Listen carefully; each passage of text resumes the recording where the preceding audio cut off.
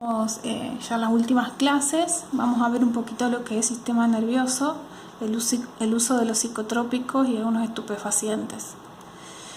Dentro de los psicotrópicos nosotros tenemos los ansiolíticos o tranquilizantes, que son fármacos psicotrópicos con acción depresora del sistema nervioso central, destinado a disminuir o eliminar los síntomas de la ansiedad, esperando no producir sedación o sueño.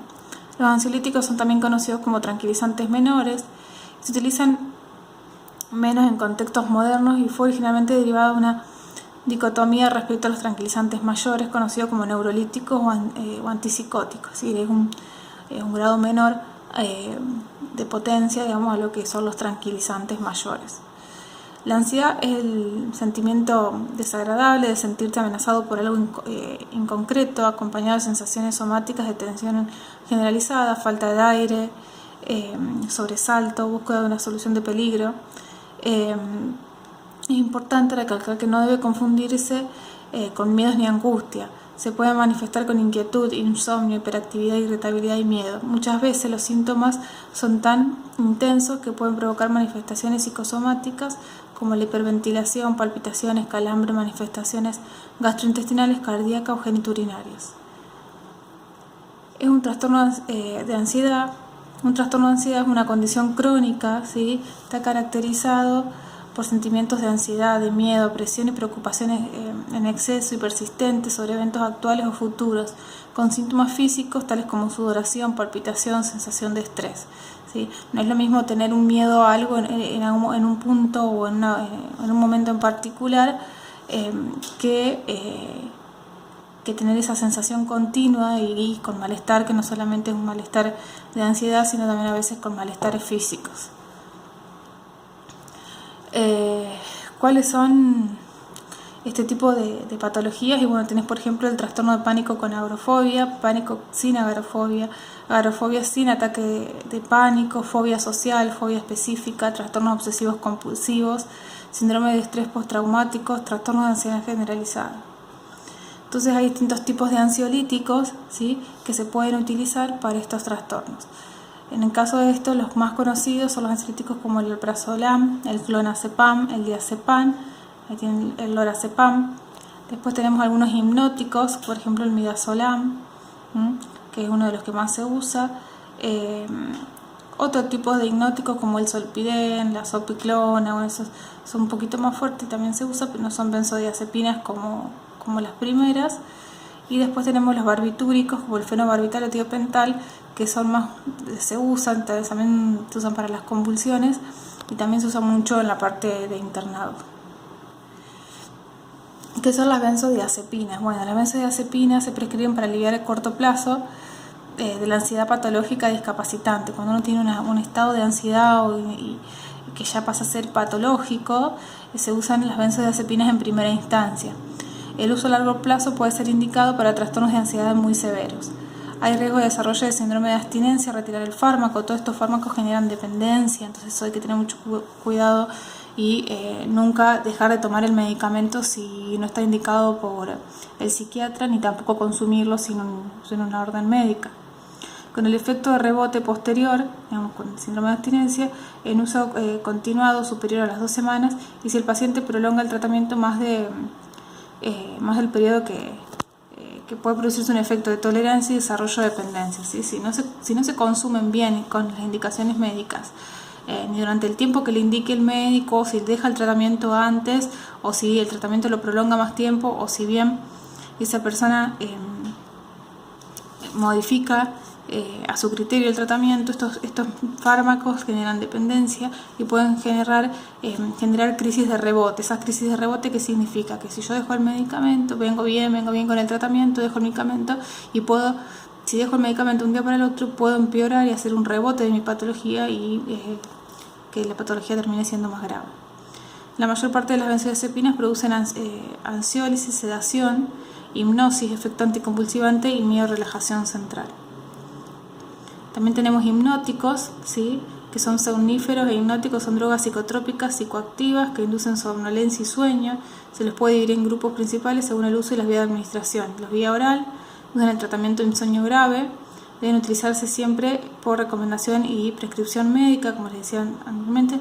siempre durante el tiempo que el médico indique para evitar esos fenómenos de tolerancia y de dependencia. Y también existen las vías intravenosa, se utilizan por ejemplo en el acto anestésico durante la sedación en ambiente hospitalario, ¿sí? Cuando tenemos que hacer quizás algún tipo de operación, alguna intervención quirúrgica, podemos usar un hipnótico, junto con algunos opiáceos y relajantes musculares. Para anestesia generalmente se usan los barbitúricos como el tiopental, el propofol, la ketamina. Las benzodiazepina la más utilizada en anestesia es el midazolam porque es de vida corta y su perfil farmacocinético, es decir, son las que se eliminan rápidamente, entonces para algún tipo de cirugía para que después pase el efecto hipnótico. Y después están los antidepresivos, que también se utilizan para tratar los trastornos depresivos mayores que pueden aparecer en forma de un episodio a lo largo de la vida, diversos trastornos de ansiedad, ciertos desórdenes de la conducta alimentaria y alteraciones en el control de los impulsos. Se dividen clásicamente en tres clases. Uno son los inhibidores de la monoaminoxidasa, los tricíclicos y los de segunda generación. Son como tres grupos que así se los clasifica. Son muy recetados actualmente en psiquiatría por la menor cantidad de probabilidad de sufrir efectos secundarios que actúan sobre la recaptación de los principales neurotransmisores que intervienen en la depresión. Eso es decir, la serotonina, la noradrenalina y la dopamina. O a veces actúan sobre uno o sobre dos de ellos. No les voy a explicar todo el tratamiento y el mecanismo de acción porque es muy complicado. La parte del sistema nervioso es bastante compleja y tendrían que saber mucho de farmacología y de anatomía. Pero bueno, ustedes simplemente sepan que todo este tipo de medicamentos actúan a nivel cerebral. Para el tratamiento de otras patologías como el insomnio o el dolor neuropático, las dosis son significativamente más bajas que las que se utilizan para una depresión clínica, ¿sí? Estos se usan, por ejemplo, gente que tiene problemas para dormir, bueno, le damos, pero siempre las dosis más bajas, lo mismo que si hay los antidepresivos a veces con algún dolor neurológico también se pueden dar, pero las dosis para la depresión clínica siempre son mucho más elevadas. Y bueno, dentro de estos grupos tenemos los inhibidores selectivos de la recaptación de serotonina. Ese es el mecanismo de cómo, la forma en que actúa la serotonina. Es un transmisor a nivel cerebral, entonces bueno, inhibe la recaptación de serotonina y eso hace que sean antidepresivos, pero como les dije no vamos a entrar en detalle del mecanismo de acción. En este grupo tienen los que habrán escuchado nombrar: citalopram, escitalopram, fluoxetina, paroxetina y sertralina. Son eficaces para el tratamiento de la depresión y además se prescriben para tratar trastornos de ansiedad generalizada, crisis de pánico, ansiedad social, trastornos obsesivo-compulsivos, trastornos de estrés postraumático, tratamiento del síndrome disfórico premenstrual y prevención de síntomas vasovagales en posmenopausia. Otro grupo son los tricíclicos. En este tenemos la amitriptilina y la comipramina. No deben tomarse en ningún caso sin la prescripción médica. El que seleccione uno u otro tipo de antidepresivo y la dosis adecuada para un determinado caso y una persona específica es un proceso largo y complicado que requiere el conocimiento del profesional. Por ahí una persona que cae por, no sé, pongamos un ejemplo como por ejemplo con una crisis de ansiedad o un ataque de pánico, el médico va a tener que ir probando y ver cuál de todos los medicamentos es el que le sirve más a la persona y le ayuda a resolver el trastorno. Por eso no es fácil a veces darle la tecla con la medicación. Algunos veces antidepresivos pueden empeorar inicialmente la depresión, incluso con pensamientos suicidas, así como inducir ansiedad o crear agresividad. En ciertos casos, un antidepresivo puede provocar también un cambio en la forma de manifestar la depresión, originándose manías e hipomanías, acelerar el patrón de ciclos, estados de ánimo altos y bajos, inducir el desarrollo de una psicosis en un paciente con depresión que no era psicótico antes de tomar el antidepresivo, ¿sí?